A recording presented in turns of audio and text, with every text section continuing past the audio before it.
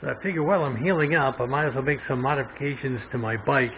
That way, by the time I can actually ride again, everything will be done. I'll be ready to go.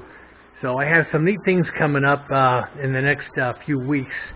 And I gotta wait for parts and stuff to come in. But for today, I'm kind of paranoid about once I start riding, you know, only because I was hit pretty much head on by a distracted, I'll just say person, in a pickup truck, and then of course that messed me up for an entire year.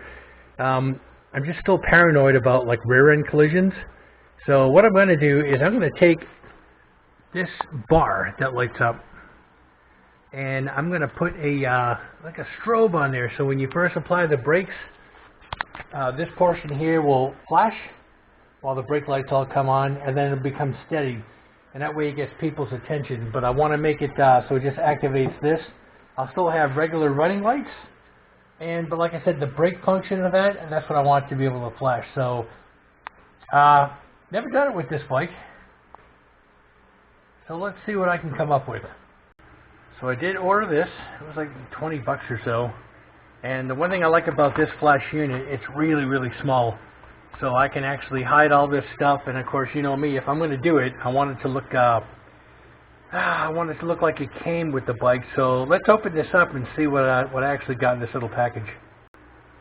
Alright, so this is what it came with, and because of the age we live in, I would give anything just to have some paperwork, but no, not today. So I'll have to get my iPad and go to this manual on here on how to go ahead and wire this thing in. They do give you this information here. So this is what you get. You get the flash unit there, which is programmable, I guess, for how many times it flashes and the speed and all that stuff. Some jumper wires. Again, not sure what's going on until I pull up the manual. And some connectors. But if I need additional connectors, I have all that. It's just stuff that I've accumulated over the years. I'd say about the last 40 years I've accumulated all this stuff. And this is my little electrical area here. So between this and what this came with, this should actually work out pretty good. So let me grab my iPad and let me go ahead and pull this up. Alright, so that's how my truck looks empty. Of course, it's another video where I actually show the installation of this, which is a USB-C. You can see everything is all hidden away. And it actually looks so nice, it looks like it came with it. And behind this panel, once I take the tray out, is where I'm going to tap into the wires and hide all that, again, for that third flashing brake light. Alright, and I know you guys know this, but I'll show it anyway. To take these out, you just take the center, push that in, and that releases these, and then you can basically just get underneath it and pop these out. I think I got these from Harbor Freight Tools. It's a whole set, and it's non-marring because it's plastic. It's kind of good to get those. You can see, just rock it down, they pop right out. Just a little easier than using your fingers. Same thing. Yeah, the fun part, this tray just lifts right out. It's easy enough. Me, it's a little different. I have a connector down here I need to go ahead and disconnect because it powers this. I also had a couple screws going through that were sharp, and I put these corks on there. And the neat thing is today, I actually have rubber corks I'm going to put on. It'll look better, they'll last longer, they won't rot or none of that stuff. So let me go ahead and just take this off.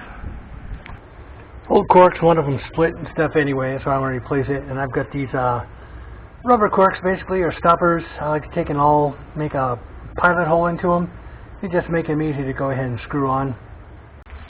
And it was just the way this thing was mounted. It was easy to use stainless steel wood screws to go ahead and put this in, because you're limited to how big the screw head can be on this side before you put this dress-up plate on.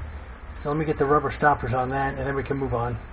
So you'll see this cable here, just disregard, because this is the one that I actually ran, and I have a separate video on how to install this USB-C panel that I put in. And what I need to do is I need to get into this right here. So let me see how I can take that off, and that way I can test it with the voltmeter as far as what does what. Of course, I'll put dielectric grease in here before I put it back on. 3 conductor. There's a little tab here on the very top, and all you do is you press down on that really hard, and then this just pops right out. So what I'm going to do is I'm going to get the multimeter in there. Again, there's 3 terminals, and I'll find out which one has the power. The neat thing is, guys, back here in the trunk there is a ground, which is really nice, so that makes doing voltage checks a lot easier. Okay, so what I found is the red that's on there is the one that is the running lights showing battery voltage. Now I'll check the other two to see if one of those comes alive when it has to do with the brake light. Neat thing about this kit, it comes with these little alligator clip jumpers. I guess it's so you can troubleshoot, try to find out which wire is which. So here's what I'm finding out so far. The black with yellow stripe looks like that's ground. The red is the running light, and the blue comes alive when you hit the brake light. So that's the one I need to go ahead and tap into and do something with. And they want you to just tap into the ground is all. And they use one of those, I like to call them a saddle connector, which is this little guy right here. You just kind of bend it over and it connects the two together. That way in the future, if I didn't want the flasher again, I could take that off, just wrap some electrical tape around where this makes a hole through the insulation to connect to the ground that's on there. And then of course I'll have these little connectors here that I can always use. Again, it's going to be pretty simple. And then when we're all done, there's this programming thing here. Some people say, oh, it's tedious. Well, yeah, it is, but you get to go ahead and configure this the way you want it using the white wire. Okay, there is a method to this. So you have 2 females and 2 males. What I would highly suggest is hooking the male portion up to these wires here, because these will have no power. And the female portion will have the power. That way there's no way you can accidentally ground anything out. One thing I always use is dielectric grease. I have it on the female end of this one here. Lubricates it, at the same time it keeps out corrosion and all that stuff. Same thing over here. Female end of the one that goes back in the bike now has dielectric grease. And the females inside here just for lubrication and to keep any type of corrosion at bay. Dielectric grease again. It's good to have a tube of that stuff around, guys. Okay, there's everything hooked up there. I decided to go ahead and use the T connector for the ground. I double checked both ends. It is making a good contact. Everything's set up. Now I'm just trying to go through this programming mode here. See if I can get that a little bit better. Finally got this thing programmed, and this is what I settle with. Hit the brake. That'll flash, get people's attention. The bottom light doesn't change that much, but at least this top one here will get people's attention when I go to slow down. So that's what I chose.